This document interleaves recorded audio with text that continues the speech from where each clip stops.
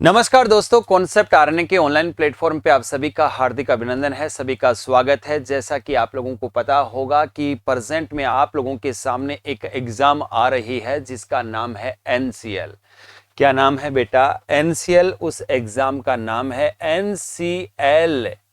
Exam का नाम लेते ही आपके दिमाग में काफी कुछ क्वेश्चन मार्क स्टार्ट हो चुके हैं। काफी विद्वानों को तो यही पता नहीं है कि सर ये एग्जाम की जो डेट है वो कब डिसाइड हुई है। तो सबसे पहले तो मैं कहना चाहूंगा कि 6 जुलाई 2026 को ये आपकी एग्जाम होनी जा रही है। सर एग्जाम का जो पैटर्न होगा वह क्या होगा, तो आप लोगों को जवाब मैं बता दूं, ये एग्जाम आप लोगों की जो होने वाली है वह सीबीटी बेस होने वाली है।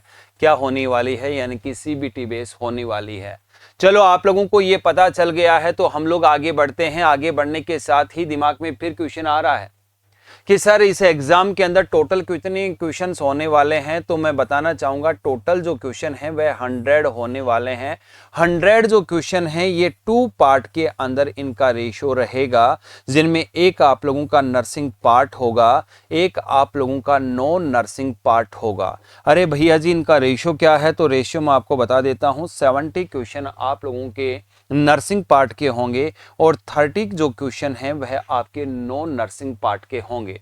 अब हर एक बच्चे का जहां तक मेरा मानना है, चाहे वो जीएनएम है या बीएससी नर्सिंग है या एएनएम है, अगर उसने फॉर्म फिल किया है तो उनका नर्सिंग पार्ट थोड़ा सा स्ट्रॉन्ग होता है। अगर इस एग्जाम को क्वालिफाइड करना है और जल्द आप लोगों को नौकरी लगना है तो आप लोगों के सामने जो ये कोबरा बन रहा है नॉन नर्सिंग पार्ट, इसको थोड़ा सा स्ट्रॉन्ग करना होगा।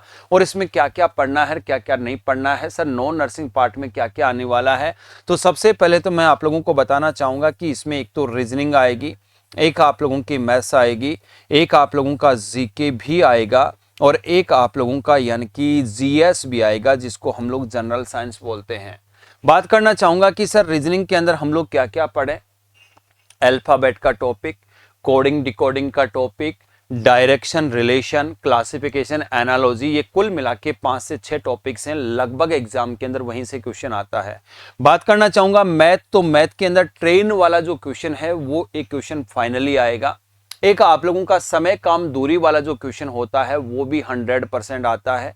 एक आप लोगों के सामने एवरेज का क्वेश्चन आ सकता है, एक एलसीएम एचसीएफ का क्वेश्चन आ सकता है।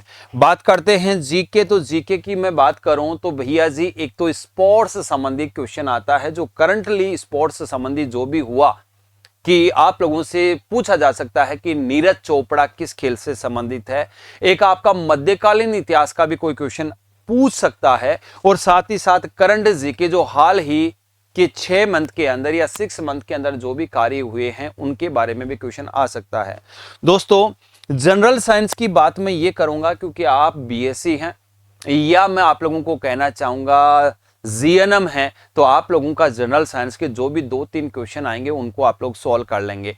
अब ये पूरी बातें आप लोगों की होने के बाद में कुछ बच्चों के दिमाग में एक क्वेश्चन मार्क और होता है, सर टेस्ट के बाद में क्या इसमें और फिजिकल भी होगा क्या? तो मैं आप लोगों को बताना चाहूंगा इसमें पहले टेस्ट होगा, उसका रिजल्ट आएगा, रिजल्ट के बाद में डॉक्यूमेंट होगा और डॉक्यूमेंट के बाद में हल्का फुल्का आपका मेडिकल होके आप लोगों को यानी कि ज्वाइनिंग मिलेगी। सर मेरा नर्सिंग पार्ट तो ठीक है, नॉन नर्सिंग पार्ट के लिए मैं क्या करूं? आप लोगों को पता है कि कॉन्सेप्ट आरएनए नॉन नर्सिंग का सुपड़ा साफ करने के लिए रोजाना दोपहर 2 से 3 बजे डेली एक क्लास चलती है। उसके अंदर आप लोगों का नॉन नर्सिंग पार्ट का सुपड़ा साफ होगा। तो याद रखना है एनसीएल एग्जाम को अगर सक्सेस करना है तो कॉन्सेप्ट आरएनए के दोपहर के 2 से 3 वाले बैच को आप लोग ज्वाइन करें और डेली आप लोग यूट्यूब पे आके जो आपकी कमजोरी है उनको दूर करें। जय हिंद, जय भारत।